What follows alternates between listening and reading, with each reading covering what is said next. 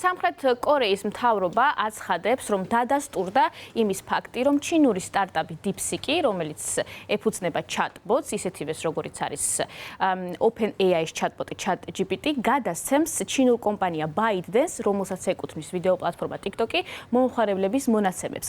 ჯერჯერობით კონკრეტულად სამხრეთ კორეის მარეგულირებული კომისია ვერ ასახელებს იმას, თუ რა მონაცემები გადაეცემა ჩინურ კომპანიას და რა მასშტაბით, თუმცა ამტკიცებენ, რომ უკვე დადასტურდა მონაცემების გადაცემის ფაქტი და სამხრეთ კორეაში უკვე აიგრძალა ონლაინ მაღაზიებში Google-ისა და Apple-ის ონლაინ მაღაზიებიდან DeepSeek-ის გადმოწერა, ხოლო მათ, ვისაც უკვე გადმოწერა DeepSeek-ი, მათ აქვთ შესაძლებლობა კვლავ გამოიყენონ ის. ბოლო კვირების განმავლობაში მილიონობით მომხმარებელმა გადმოწერეს ჩინური სტარტაპი. მე შეგახსენებთ, რომ DeepSeek-მა ნამდვილი შოკი გამოიწვია დასავლურ ქვეყნებში, კონკრეტულად კი ამერიკის შეერთებულ შტატებში, როდესაც საფონდო ბირჟაზე მილიარდობით დოლარი დააკარგვინა ყველაზე მსხვილ ამერიკულ კომპანიას, კორპორაციას NVIDIA-ს, რომელიც აწარმოებს ჩიპებს. ინვესტორებმა მიიჩნიეს, რომ ჩიპები, რომლითაც მზადდება DeepSeek-ის AI, ხელოვნური ინტელექტი, არის გაცილებით იაფი, ვიდრე ეს მაგალითად აქვს კომპანია OpenAI-ის chatbots ChatGPT-ს. ეს გახდა ერთ-ერთი მიზეზი, რის გამოც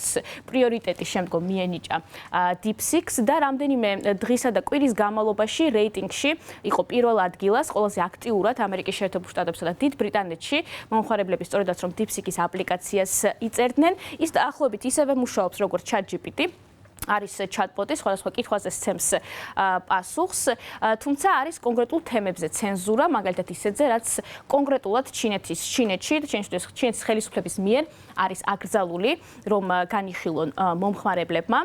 როგორც უკვე გითხარით, DeepSeek-ი პოპულარული ხდება თანდათანობით, თუმცა ამავდროულად კომპანია OpenAI-ში აცხადებენ, რომ არსებობს იმის ეჭვი, რომ კომპანია OpenAI-ის მოდელებს მოპარეს მონაცემები და მათზე დაყრდნობით შემდგომ გაკეთდა DeepSeek-ი.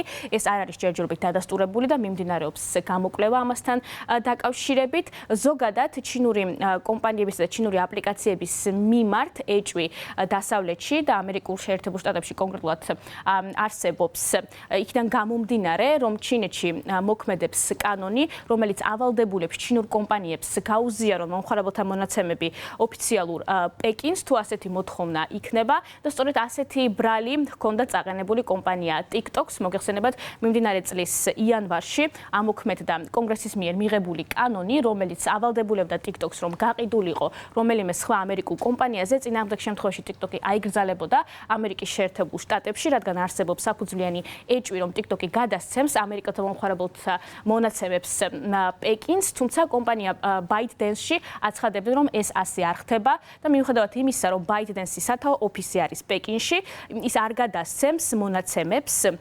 ჩინეთის ხელისუფლებას, რადგან კომპანია სხვა ინვესტორებსაც ეკუთვნის სხვა ქვეყნიდან და ამით, რადგან ისინი კერძო კომპანია არიან, იცავენ მომხმარებელთა მონაცემებს. მე შეგახსენებთ, რომ TikTok-ის აკრძალვის საკითხი დროებით გადაიდო ამერიკის შეერთებულ შტატებში, კონკრეტულად კი 5 მარტამდე, მას შემდეგ რაც პრეზიდენტი გახდა ამერიკის შეერთებული შტატების დონალდ ტრამპი, მან დროებით გადადო, აღსრულებაში მოყვანა ამ კანონის, მანამ სანამ არ დაიდება კონკრეტული შეთანხმება.